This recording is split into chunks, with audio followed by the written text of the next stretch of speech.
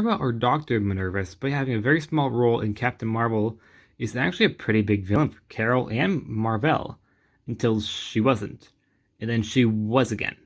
She first appeared in Captain Marvel issue 50 in 1977 during Mar-Vell's time as Captain Marvel.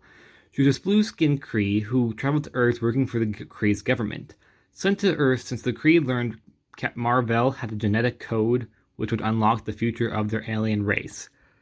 Whatever that meant.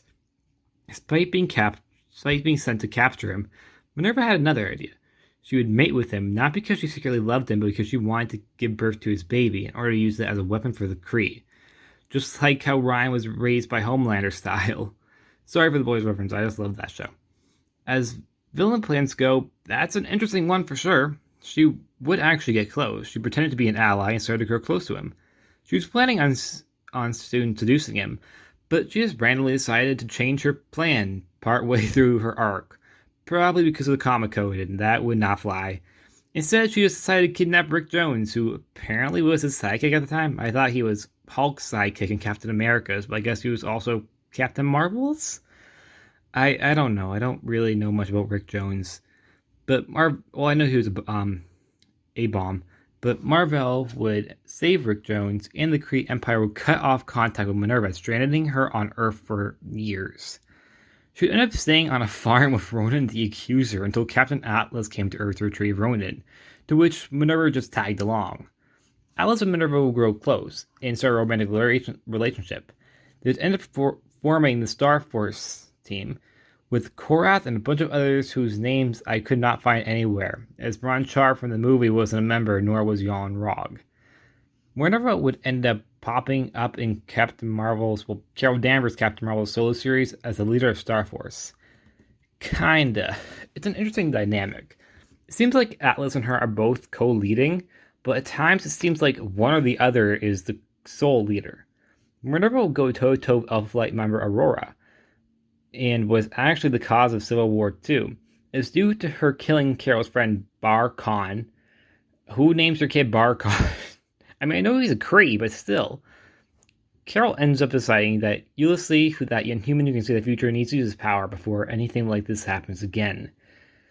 Later on, Minerva was a scientist on Earth who a reporter named Ripley Ryan signed up for experiments, which ended up giving Ripley powers, becoming the anti-hero star. Minerva then tries to capture Carol in order to make her join the Kree Empire, which I don't understand why she's back in that, but anyways.